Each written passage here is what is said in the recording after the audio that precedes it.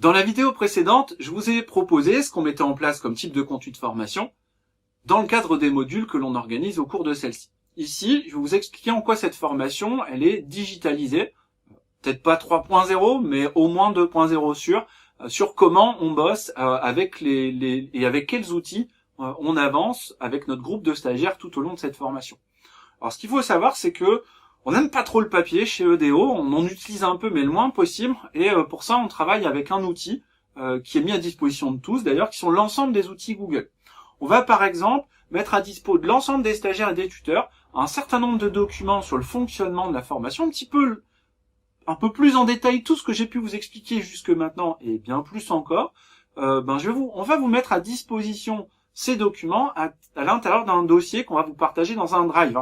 Un drive, pour ceux qui savent pas, c'est un espace dans le cloud où on peut se partager des documents. Donc nous, on utilise le drive de Google, même s'il en existe d'autres. Donc l'idée, c'est quoi? C'est que les informations relatives à votre formation, vous puissiez les avoir n'importe où, n'importe quand, avec n'importe quel outil.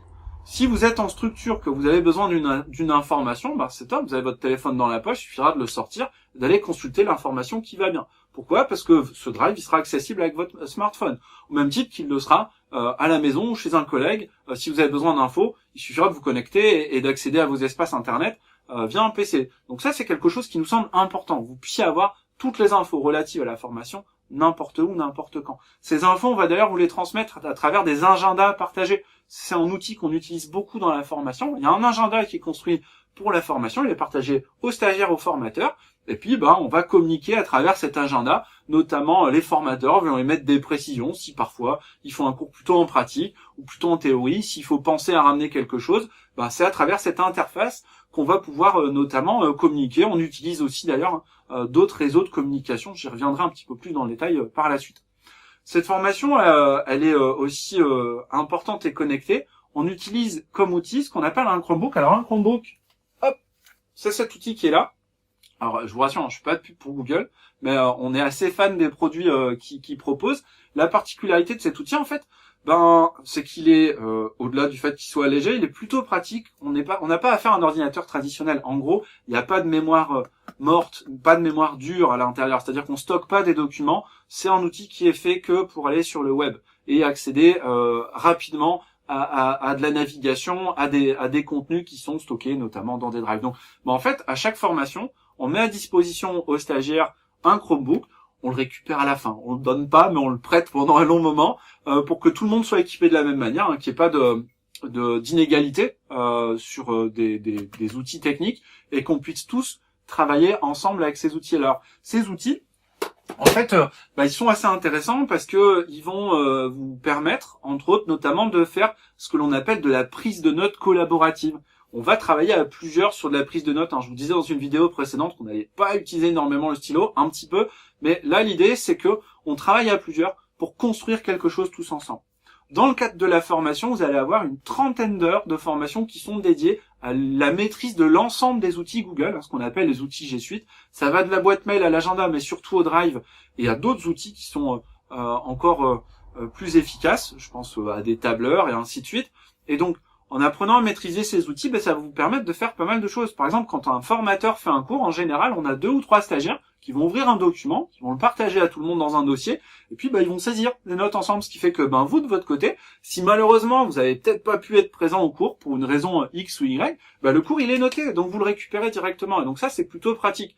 Au même titre que pendant que les collègues prennent leurs notes, vous pouvez vous focaliser totalement sur le contenu. Alors, vous pouvez prendre des notes bien sûr en même temps, mais c'est quelque chose d'assez intéressant. Ce système de partage de documents, vous allez aussi pouvoir l'utiliser dans la communication avec les formateurs, c'est-à-dire qu'en apprenant à le faire, quand vous allez construire un dossier, vous n'aurez pas besoin d'envoyer votre dossier 50 fois chaque fois que vous l'aurez fait au formateur qui va vous accompagner. En gros, vous le partagez une fois et à tout moment, le formateur peut venir jeter un œil sur ce que vous êtes en train de produire et vous allez avancer comme ça beaucoup plus vite. Et ces outils, ils nous semblent indispensables au jour d'aujourd'hui dans le cadre de la maîtrise professionnelle. La majeure partie des espaces dans lesquels et des structures dans lesquelles vous allez être sont des associations. Il y a encore pas mal d'associations qui fonctionnent à l'ancienne, pour aller les visiter régulièrement. On voit encore des plannings qui sont affichés sur des portes, alors qu'on pourrait l'avoir en ligne sur son téléphone ou dans un PC. Et en vous amenant ces compétences digitales-là, j'ai pas cité toutes dans le détail, mais dont je vous ai parlé en gros, des principales, et vous allez aussi pouvoir amener une plus-value à l'intérieur de votre structure. On a des stagiaires cette année qui, dans le cadre de l'alternance, ont repris toutes les bases d'adhérents qui étaient sur des bouts de papier ou sur des documents, et en fait ils les ont remis en forme et ils les ont mis à disposition de tout le monde. Le ou la secrétaire du club est super content parce que d'un seul coup les infos elles sont mises à jour en ligne, et donc il y a pas mal de petites choses à faire, notamment aussi dans ce que nous on propose qui va être l'usage de la vidéo.